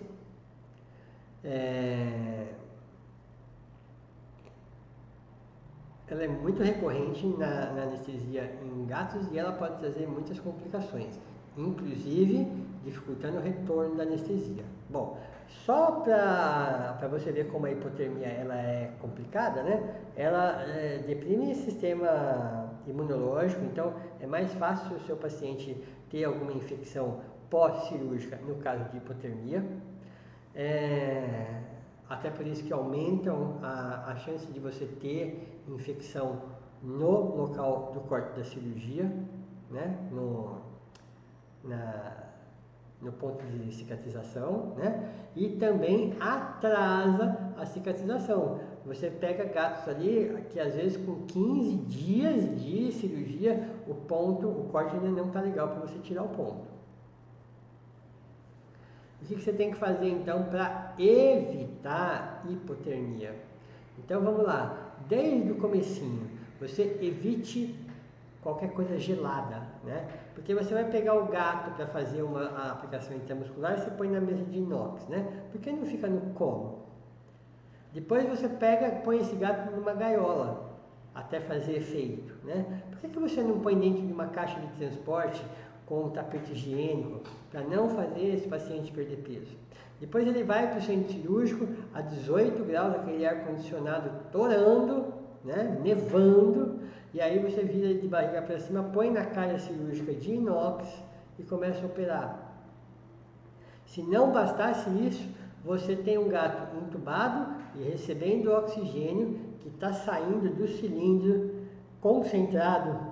Então, por causa da saída rápida, porque ele está concentrado, né, pelas próprias leis da física, ele sai a 4 graus centígrados e você coloca esse oxigênio a 4 graus centígrados direto dentro do pulmão. Ou seja, você está o tempo todo esfriando o gato, seja de fora para dentro ou de dentro para fora. Então, o legal é você ter dispositivo de ar quente. Eu não vejo isso aqui no Brasil, tá? Aqui no Brasil eu só vejo tapete higiênico, cobertor, toalha e colchão térmico. Cuidado com o colchão térmico na questão de você queimar o seu paciente. Mas é importante que você isole, né, o seu paciente sempre de locais frios. Esses dias que está um pouquinho mais frio, pelo menos aqui na minha região aqui de Campinas, estou bem próximo de São Paulo, capital, as manhãs estão frias, né? Muitas vezes a gente está até saindo de blusa e depois do almoço a gente tira a blusa. Então nessas minhas anestesias da manhã, eu não deixo nenhum paciente ficar na mesa, né? Não precisa esquentar porque não está frio. Frio. Mas a gente isola, né? Toalha de banho ou tapete higiênico. Não precisa ligar colchão térmico, não precisa... sabe, às vezes o ar-condicionado pode ficar desligado, né? Já está uma temperatura amena. Isso já é suficiente, né? Agora, existe uma coisa em gato, né, que a gente não presta muita atenção, mas é a hipertermia de rebote. Então, esse gato faz hipotermia na cirurgia e depois ele faz uma hipertermia de rebote. Ele pode chegar a 42. Cuidado, que a partir de 43 ele não tem capacidade de voltar à temperatura normal. A partir de 43 ele não tem a capacidade de voltar, né? E já começa a ter quebra de proteína e pode levar ele ao óbito. O que causa hipertermia? Então toma cuidado, né? A hipotermia mata, a hipertermia também. Opioides e cetamina são dos anestésicos que podem elevar a temperatura. E a questão do efeito rebote, né? Então, temperaturas mais baixas durante a anestesia vão ter mais possibilidade de fazer hipertermia no período da recuperação pós-anestésica. Como é que você trata uma hipertermia? Você trata fazendo vasodilatação periférica. Então, quem que faz isso? A cepromazina. A cepromazina faz muita coisa legal, viu, gente? Olha, hoje, por exemplo, numa anestesia que eu fiz pela manhã, era uma Border Collie diabética, inclusive foi para cirurgia de catarata bilateral, e tinha uma arritmia sinusal muito forte mesmo, espaços grandes dentro do eletro sem batimento, né? E aí a minha MPA de escolha foi a cepromazina, porque a cepromazina é antiarrítmica. Assim que começou a cirurgia, nos primeiros 5 minutos que começou a cirurgia, eu imprimi um eletro e já praticamente a gente não achava mais arritmia sinusal. E a cirurgia foi bem demorada, foi uma cirurgia acho que de umas 2 horas. Depois de 1 hora, 1h15, 1 hora e pouco de cirurgia, já não tinha mais nenhuma arritmia. Então a Cepram ajuda pra caramba, né? No meu curso de anestesia para o dia a dia, eu dou essas dicas, né? Quando você vai montar o seu protocolo, né? Primeiro você escolhe aquelas coisas que podem piorar a situação do seu paciente e aí você as elimina. Depois o segundo passo é você pegar do que sobrou, né, o que pode te ajudar. Então, nesse caso, por exemplo, a cepromazina está aí para ajudar, na dose padrão dela, né? É claro que se estiver muito quente, você pode esfriar o seu paciente, mas preste atenção numa coisa, você não pode esfriar esse paciente de uma vez. Não adianta querer colocar gelo, porque aí você força uma vasoconstrição periférica que vai manter a hipertermia no seu paciente. O que você precisa é esfriar gradativamente. E para esfriar gradativamente, duas coisas você faz. Coloca numa sala com ar-condicionado ou, melhor ainda, molha com água fria e não gelada e liga um ventilador na frente. Aí sim, a temperatura começa a reduzir gradativamente, né? Você pode usar a naloxona, né? Lembra que opioide é um dos causadores, né? Se você fez tramadol, morfina, metadona, fentanil, você reverte com a naloxona. E a parte boa disso tudo é que mesmo se você não fizer nada, né? Depois de 3, 4 horas, às vezes até antes, às vezes com 2, 3 horas, a temperatura ela tende a normalizar.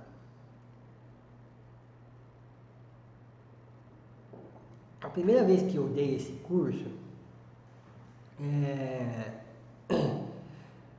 eu peguei as diretrizes do Guideline de 2018, dei uma estudada na parte de cardiovascular, das arritmias,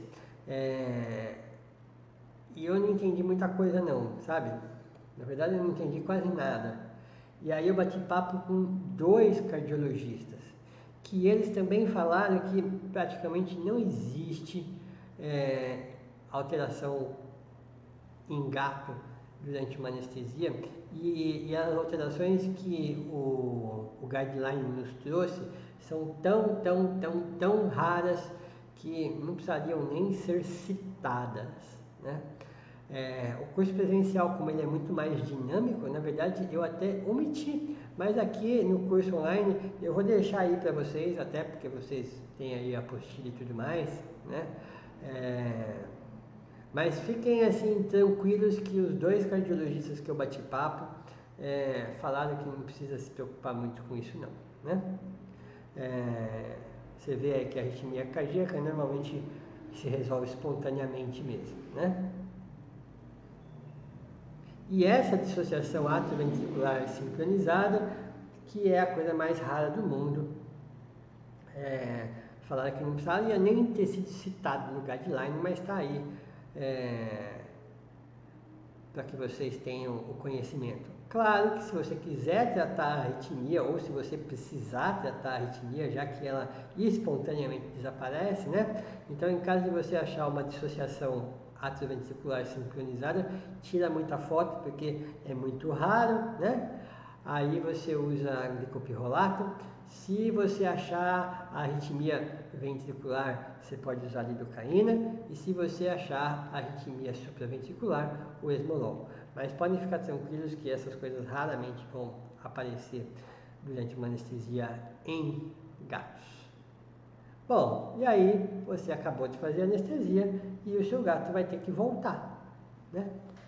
Bom, nas primeiras 3 horas, pode ser que o seu gato não urine. E eu vou falar uma coisinha para você. Bexiga cheia dói muito. Dói muito. Então você vai precisar esvaziar a bexiga desse paciente, né? Se você usou corticoide lá na MPA, os corticoides, no começo da ação deles, eles fecham todos os esfíncteres. É muito difícil um paciente fazer xixi e fazer cocô no começo de uma cirurgia. Mas você já deve ter reparado que do meio para o fim da cirurgia, eles acabam às vezes fazendo cocô ou xixi, né? Porque é exatamente isso que o corticoide faz. No começo ele trava e depois ele libera. Então, se o seu paciente na hora que você está começando a cirurgia, você abre a barriga e tem aquela bexiga cheia, enorme, você aperta ela para tentar esvaziar e é difícil esvaziar, né? Por quê? Porque você está com a ação do opioide fechando a saída do xixi.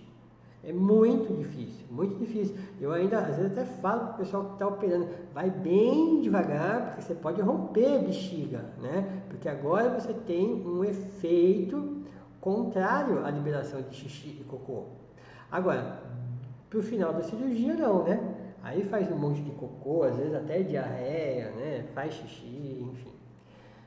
Mas agora, possivelmente ele vai fazer xixi, mas se ele não fizer xixi, você tem que massagear a bexiga e aí vai ser fácil, porque tá no momento de relaxamento de esfíncter, né? E aí você vai conseguir, massageando, fazer o seu paciente urinar e aí ele sai do desconforto e da dor. Bom, até quando que você vai monitorar o seu paciente? Até que eles estejam acordados. Enquanto ele estiver em decúbito, dormindo, com pouco reflexo, nem que seja palpebral, você mantém monitorado. Você mantém com eletro, você mantém com oxímetro, você mantém com temperatura, você mantém com tudo, pressão arterial e por aí vai. Certo? E o catéter, que hora que você vai tirar? Até porque tem muito gato que é bravo e você quer tirar o mais rápido possível. Então vamos lá por partes. Paciente acabou a cirurgia, está deitado na mesa. Não pode ir embora sequer do centro cirúrgico. Então, em algum momento, ele levanta a cabeça, né? Ele dá aquela levantadinha, olha para o lado e deita de novo. Então, o primeiro movimento voluntário de cabeça é a primeira alta, a alta do centro cirúrgico. Aí ele vai para a sala de recuperação pós-anestésica. E lá ele vai ser mantido assim até ele se portar em decúbito external. Aí você pode tirar os acessos. Aí você aguarda ele se portar em posição quadrupodal e neste momento, então, se já poderia então estar com alta. Mas a minha indicação é que você só libere para casa após 3 horas de cirurgia. Como é que tem que ser a recuperação desse gato? Ela tem que ser absolutamente cat friendly. Ela tem que ser silenciosa e, olha só, escura. Cachorro, sala clara. Humano, sala clara. Gato, sala escura. A luz é analgésica para o cachorro e para o humano, mas não é para o gato. Você nunca ouviu falar desse negócio da luz. Vou só te dar um exemplo clássico. Lembra da sua a última vez que você teve aquela semana de gripe, das bravas? Durante o dia você está muito melhor do que à noite, não é? Tem a ver com luminosidade e tem a ver com liberação de corticoide endógeno. O nosso corticoide e o do cachorro é liberado pela manhã. Então a gente é como se a gente tivesse tomado uma injeção de anti-inflamatório pela manhã. O gato é à noite. Então o que você precisa? De um lugar calmo, tranquilo e escuro e quentinho. Cat friendly.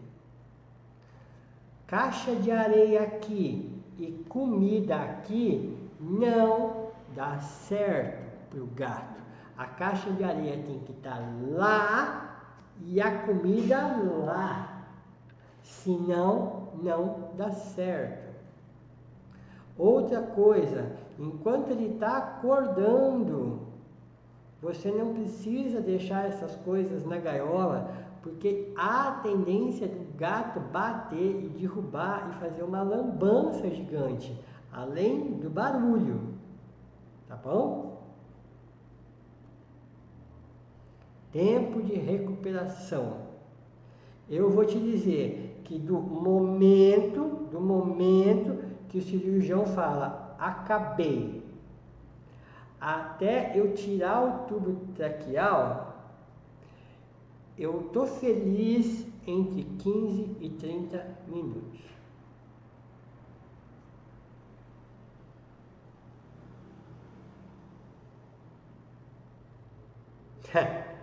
Esse é clássico, né? Então aí você pega esse gato e vai levar para a gaiola. Às vezes já nesse caminho ele já apresenta disforia, né? O bicho ele já fica meio loucão, fica ansioso, né? Quando você faz anestesia dissociativa, mais ainda, né? A anestesia dissociativa, né, é uma dissociação mesmo, né? É como se o corpo, o espírito saísse do corpo.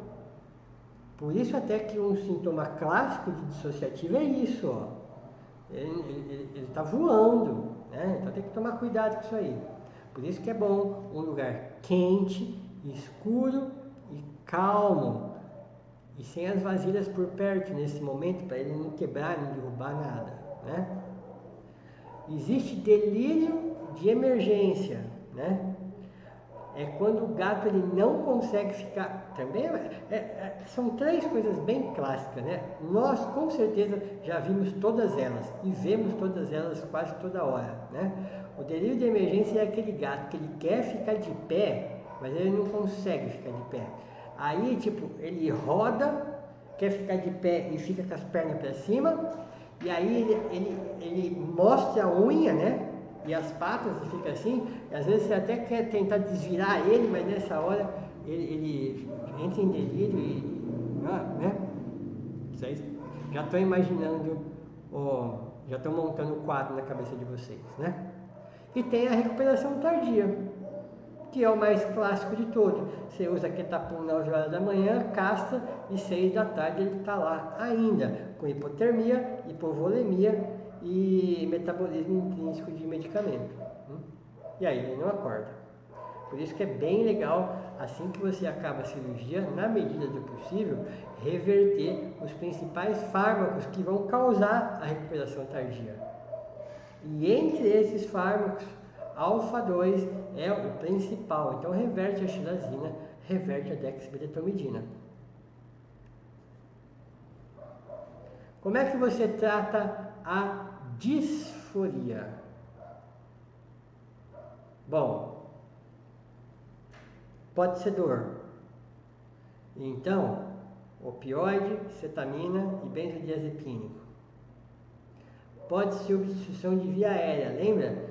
37% dos gatos vão morrer no pós-operatório por obstrução de via aérea. Então dá uma olhada, broncoconstrição, laringoespasmos, né? Como é que você vê isso aí? Monitorando, deixa o oxímetro de pulso ligado, né? Mas ele já engoliu a língua, como é que eu vou fazer agora? Experimenta a orelha, experimenta a vulva, experimenta pênis. Sedativo, oxigênio e pode ser que você acabe tendo que reanestesiar e reintubar. Como é que eu faço oxigênio num animal com disforia? Disfórico. Máscara ou câmara de indução. Põe o gato numa câmara e põe oxigênio. Existem caixinhas de transporte prontas para isso já. Você liga o oxigênio direto ali, né? Sem estresse, sem precisar segurar, porque o gato ele já está nervoso, né? Ele já está com dor, ou já está com dificuldade respiratória, você ainda quer segurar ele quer espaço, ele quer ar para respirar, né? Faz as coisas de forma que você nunca aumente o estresse. Olha aí, disforia.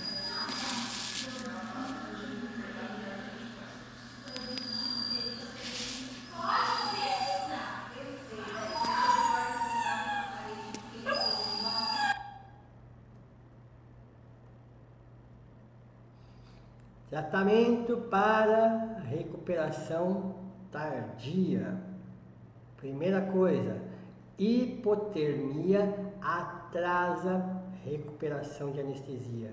Então, enfia um termômetro, se a temperatura estiver baixa, você aquece o gato que ele volta. Oxigenar, põe na máscara,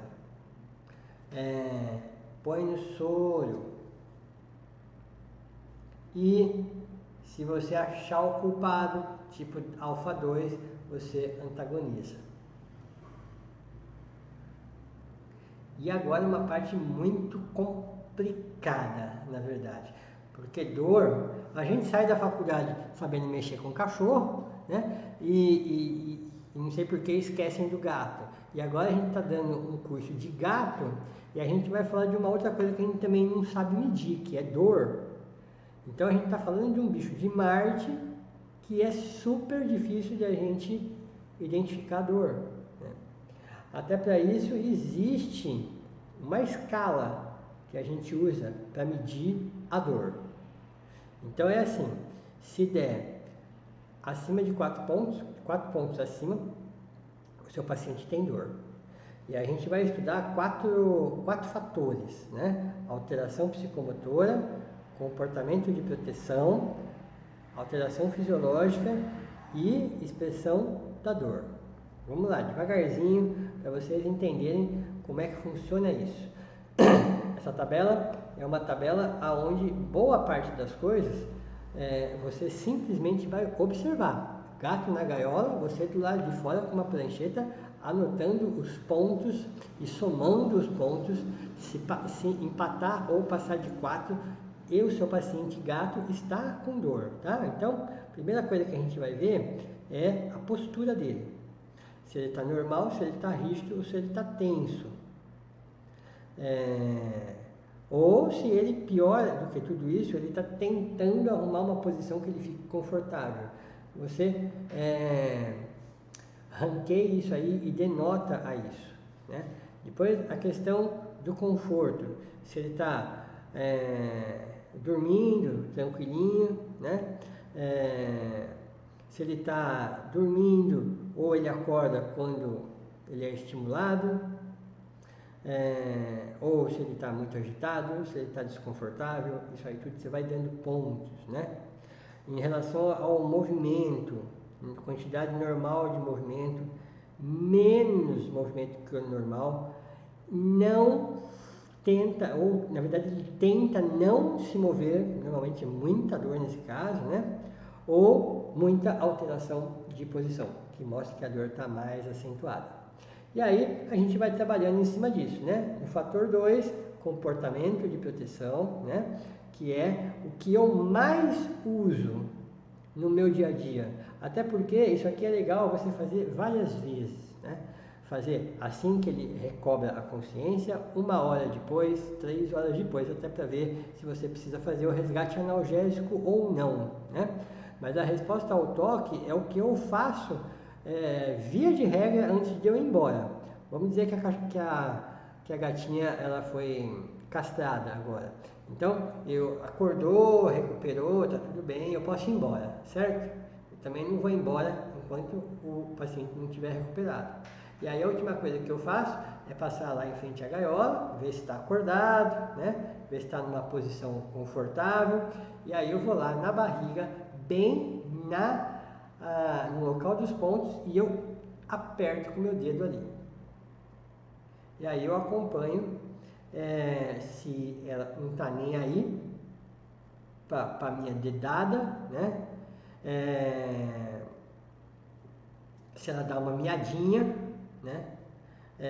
Se ela grita, se ela tenta me morder, se ela tenta me arranhar, ou às vezes ela nem deixa eu botar o dedo na ferida, que ela já tenta avançar, né? Então esse é o meu nível de dor, né? O que eu quero é sair da clínica apertando a ferida cirúrgica e a gata não está nem aí, né? Aí eu sei que a minha analgesia preemptiva funcionou, o que eu fiz deu certinho e ela voltou da anestesia e da cirurgia sem dor alguma, né? Mas isso aí tudo depois vocês, quem ainda não baixou a apostila, pode baixar, porque ele é bem extenso, aí tem que ser feito com calma, né? Na frente da gaiola, observação, e vai trabalhando isso aí. Até porque, para avaliar, já deu o horário, né? Eu ainda tenho mais 10 slides para bater papo com vocês. Então, como aqui é tudo muito parecido, né? Deixa eu ir para o fator 3, então, alteração fisiológica. Então, aqui nesse caso, você precisaria medir a pressão arterial para ver se essa pressão arterial está subindo, e quantos por cento ela está subindo acima da pressão arterial basal, porque quanto maior a pressão, maior a possibilidade do seu paciente estar apresentando dor, né? Depois a gente vai ver a questão do apetite, né? Comendo bem, comendo pouco, não comendo, e vai dando nota a tudo isso, né? E por fim, a vocalização, né?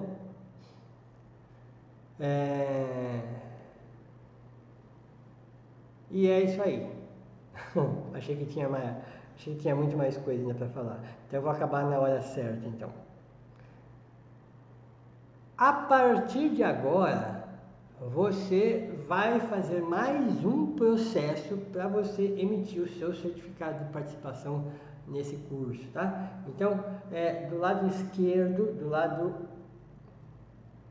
do lado esquerdo da tela que você está assistindo agora, porque aqui em cima, ó, bem em cima de mim, tem duas flechinhas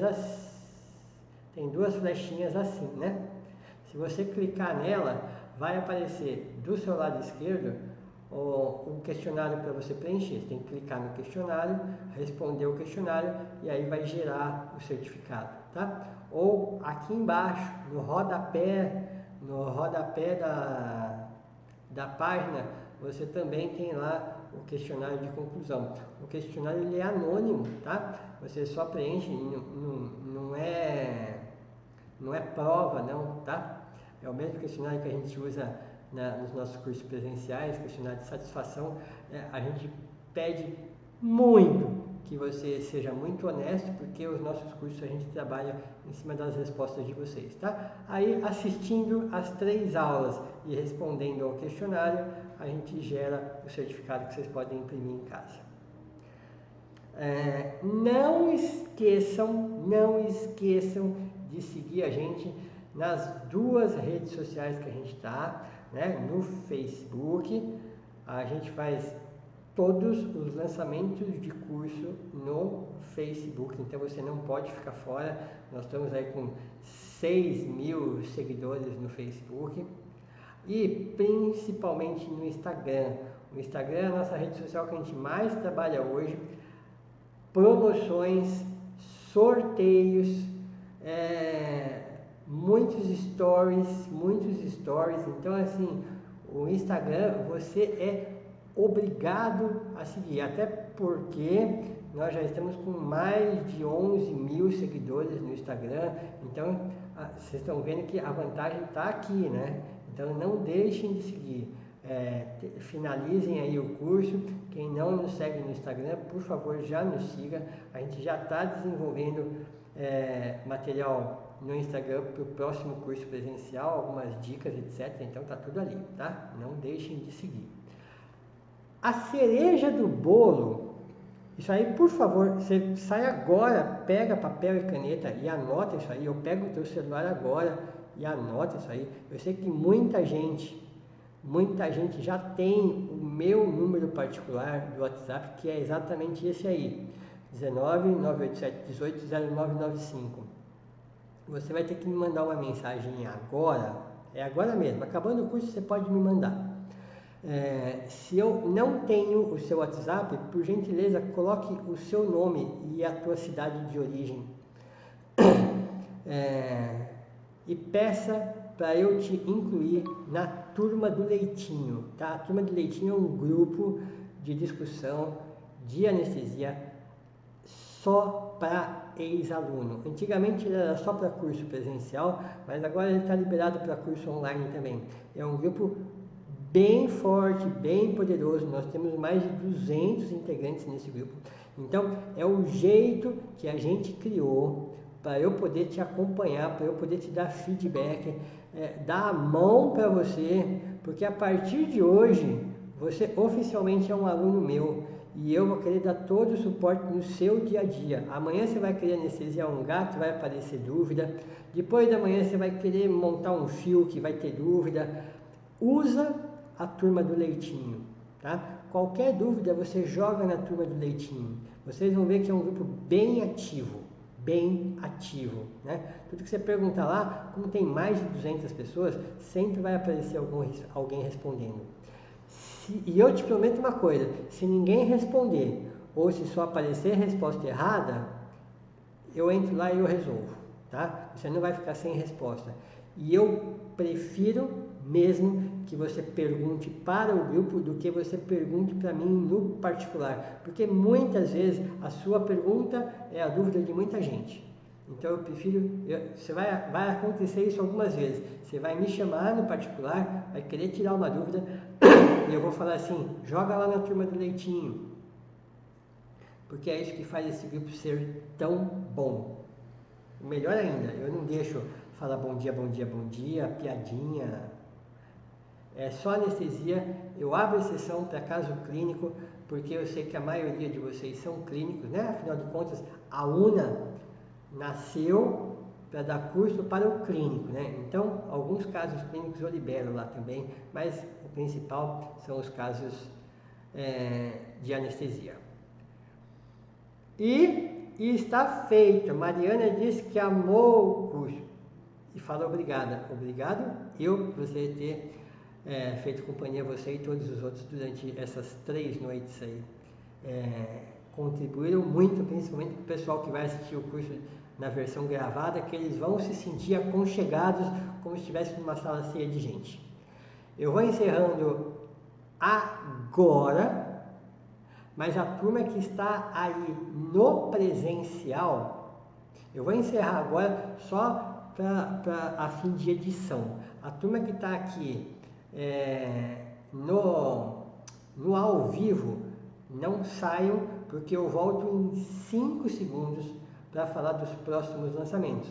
São lançamentos que não vai interessar para a turma que está assistindo gravado, porque quando eles forem assistir, os cursos já aconteceram, tá? Mas, de toda forma, eu agradeço demais a presença de todos vocês que passaram essas 3 noites comigo ao vivo e para todos que estão assistindo na versão gravada, tá bom? Muito obrigado a todos. A turma que está ao vivo, não saia daí. Os demais, muito obrigado, gente. Valeu, foi demais. Tchau.